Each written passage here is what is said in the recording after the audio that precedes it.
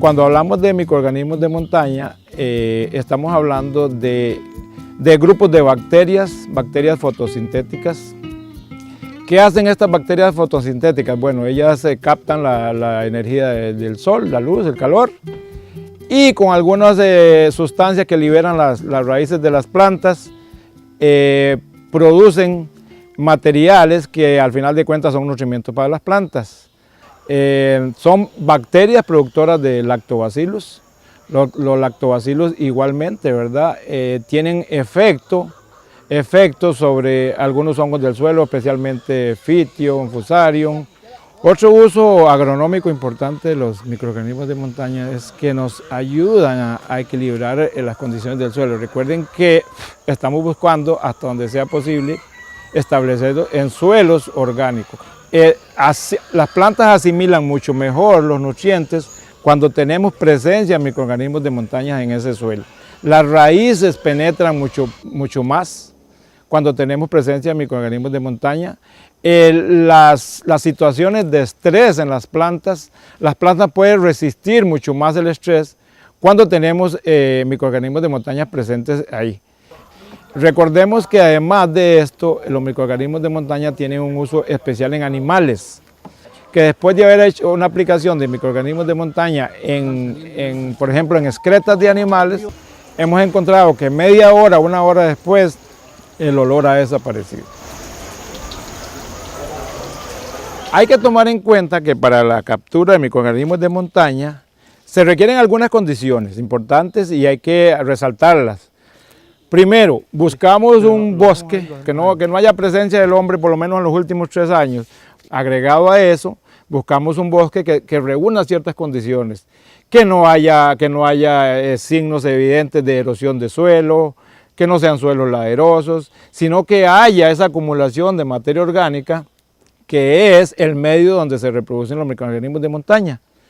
Otra cosa muy importante, muy importante, es que las bolsas, estas que tenemos acá, las que vamos a utilizar para hacer la recolección del material de los microorganismos de montaña que están presentes ahí en el suelo, es que estas bolsas deben de estar limpias de agroquímicos, ¿no? Porque arruinaríamos todo, los microorganismos de montaña se nos morirían. Recuerden que esto es un medio natural, lo que queremos es sacar una partecita del bosque y llevarla allá a un recipiente en la finca.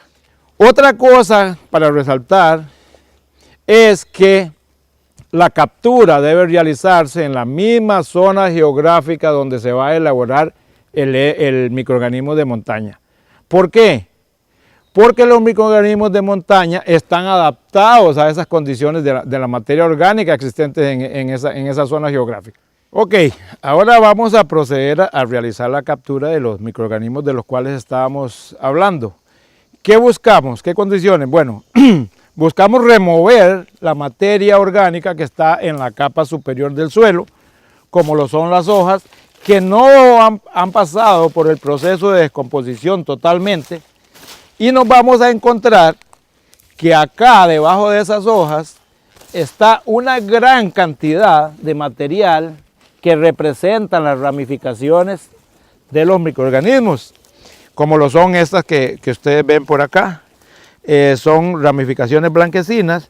Eso nos asegura definitivamente que este suelo es muy rico en microorganismos. Vean, por ejemplo, si ustedes observan acá, vean, por ejemplo, la cantidad de microorganismos que están presentes en ese suelo. Entonces vamos a recoger esos materiales, los vamos a recolectar, los vamos a colocar en estas bolsas que hablamos. Una cosa importante de agregar es que no debe ir material que no esté descompuesto en el suelo. Entonces el material, las hojas que vayan verdes, pues las separamos del montón que estamos haciendo para luego depositarlas en la bolsa.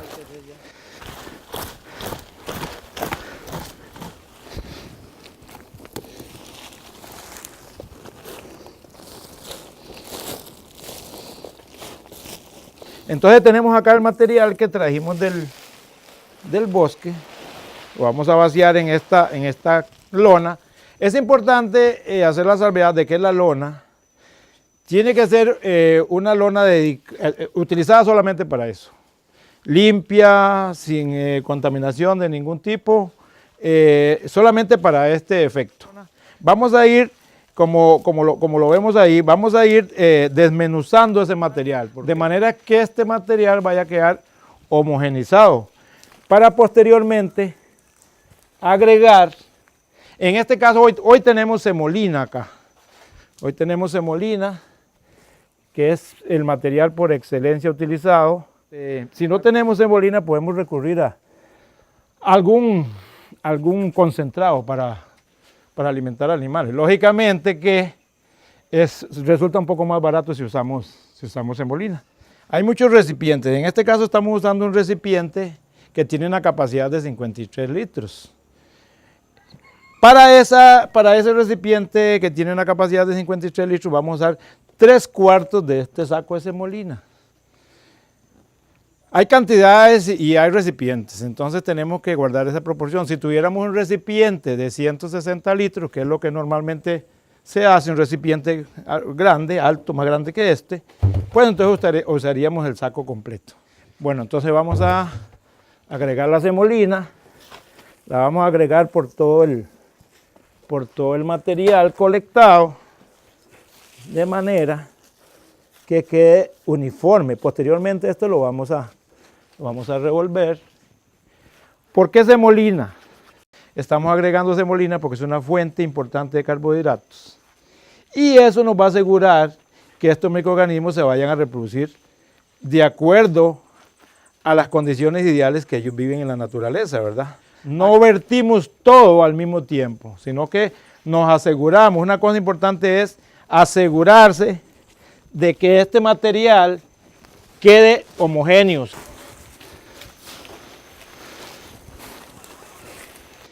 Vamos a agregar melaza. Y si la mezcla necesitara un poquito de agua, pues le vamos a agregar agua. Pero normalmente el material se colecta del bosque en la mañana y viene con una muy buena cantidad de humedad. Vamos a agregar melaza porque la melaza, igual que la semolina, es una fuente energética. Y entonces la melaza cumple ese rol de estimular la reproducción de esas bacterias que de hecho comparadas con los hongos, se van a reproducir mucho más rápido. Una vez que ya hicimos la mezcla y nos aseguramos de que toda la melaza y toda la semolina esté mezclada con el material que recogimos en el bosque, vamos a proceder a colocar esta mezcla en el recipiente. Una cosa importante es que este recipiente tiene que tener cierre hermético. Recuerden que hay procesos de descomposición de la materia orgánica, que algunos aeróbicos, otros anaeróbicos. En este caso, la hechura de un es un proceso totalmente anaeróbico. Quiere decir que no hay presencia de oxígeno, no puede haber presencia de oxígeno en esta mezcla. ¿Por qué? Porque si esto, por un error humano, dejáramos pasar aire adentro, dejamos pasar oxígeno, la mezcla se nos va a arruinar. Ya no va a ser un proceso de fermentación lento, sino que se nos va a convertir en una chicha, en un material maloliente que no nos sirve de nada. Vamos a hacerlo de la siguiente forma. Vamos a ir colocando esto por capas de material. Vamos a ir compactando este material. Está bueno, Daniel, májelo. Para asegurarnos ¿qué? Para asegurarnos la no presencia de oxígeno en ese material. Ok, una vez concluido el llenado del recipiente y habernos asegurado de que quedó muy bien compacto, también nos aseguramos de dejar una pequeña cámara entre el nivel del contenido y la parte de arriba del recipiente. La idea es asegurarnos de de que el material cuando se vaya a expandir encuentre espacio. Vamos a proceder a sellar esto. ¿Cuánto tiempo va a estar este material acá? Algunos recomiendan entre 15 y 30 días, incluso algunos hablan de 35 días. Lo que se dice es que entre más días permanezca el material ahí, pues más rico va a ser. Es muy importante una cosa, y es señalar acá con una cinta la fecha de confección del microorganismo de montaña. ¿Cuándo se confeccionó este material? Ok, señores, una vez elaborado el MM, vamos a dejar pasar ese tiempo de entre 15 y 30 días, 35 días, para abrirlo. Ok, el aspecto de ese contenido, una vez que lo hayamos abierto, es un color blanquecino, producto del crecimiento de los microorganismos de montaña. Tiene que tener un olor agradable a fermento. Si ese material huele mal, huele a agrio, se nos arruinó. Tiene dos formas de uso, y eso es importante que lo podamos reconocer. Son dos fases, una fase sólida, tal y como está el material en el recipiente, y otra es la fase líquida. Vamos a hablar un poquito de la parte líquida. Tomamos de ese recipiente 5 kilos, y lo colocamos en una malla, en un toldo, en un malín, en una tela amarrada con un hilo, depositarlo en un recipiente de 160 litros de agua con 1 galón de melaza. Dejamos pasar entre 3 y 4 días y después de haber pasado ese número de días, utilizamos ese material líquido. Es importante no dejarlo mucho tiempo ahí, porque se nos desvirtúa la mezcla. Y ya si dejamos muchos días ahí, ya van a ser muchas levaduras, y entonces ya no vamos a tener los componentes de hongos y bacterias y levaduras, las tres cosas juntas. Y entonces tenemos que utilizarlo en los próximos días. Eso es muy importante que quede claro. ¿En qué proporción lo vamos a utilizar? Normalmente lo mezclamos a razón de 1 litro de agua y 1 litro de MM, 50 y 50. Tomamos de eso, lo ponemos en un recipiente, en una regadera, y entonces vamos a regar sobre el material que queremos, en este caso, inocular con microorganismos. Muy importante eso.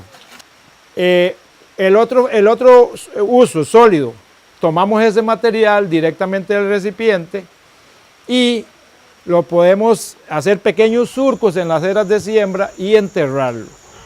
Enterrarlo en una profundidad de menos de 10 centímetros. La idea es que ese material no sea golpeado por el calor, es decir, la luz del sol fuerte elimina los microorganismos, los mata. Entonces tiene que estar protegido. Otra forma es tirarlo, regarlo sobre las eras de siembra y cubrirlo con compost. Eso es otra forma de proteger los microorganismos de montaña. Ok, esto es un proceso fermentativo y eso va a seguir en el campo. No es que el proceso se va a parar una vez que lo hemos extraído de ahí. Él va a seguir en ese proceso de descomposición.